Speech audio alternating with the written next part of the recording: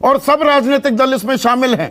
राजनीतिक नफा नुकसान देखा जा रहा है, देश का कल्याण कहीं कारपेट के नीचे दब गया है।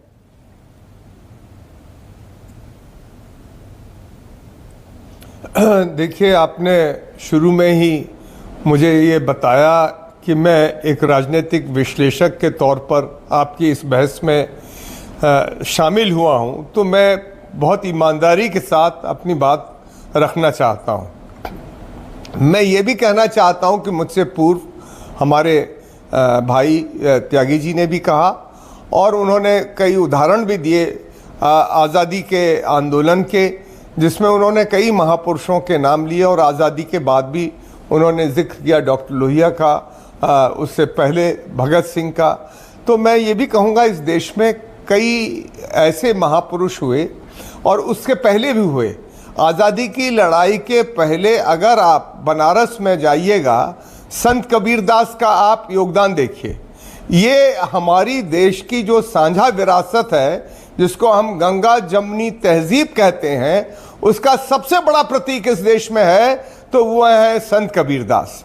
संत कबीरदास ने जब उनका निधन हुआ या उनको परिनिर्वाण मिला, तो आपको मैं कहना चाहूँगा हिंदू और मुसलमान दोनों में होड़ हो रही थी कि ये हमारे हैं, वो कह रहे थे कि हमारे हैं। इस देश में इस तरह की परंपराएं रही हैं।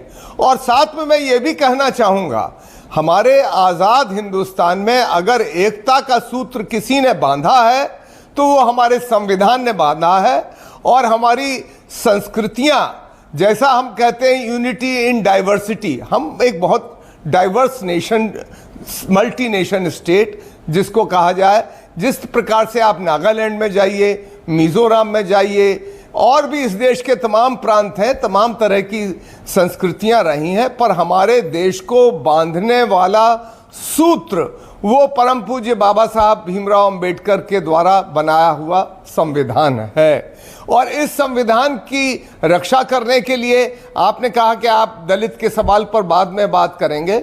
मैं भी ये कहना चाहता हूँ कि चाहे वो मान्यवर काशीराम जी हों या उससे पहले परम पूज्य बाबा साहब भीमराव अंबेडकर रहे हों, इन सब लोगों ने इस देश के अंदर एक ऐसा वातावरण बनाया जिसमें उन्होंने कहा कि हमारा राष्ट्र हमारी राजनीतिक सत्ता से ज्यादा महत्वपूर्ण है। परम पूज्य बाबा साहब ने तो अपना बयान दिया है इसका, जो कई जगह वो आप पढ़ सकते तो हैं। राष्ट्र सर्वप्रथम, कहना चाहूंगा एक मिनट आज भी एक मिनट सुधींद्र भदौरिया साहब, देश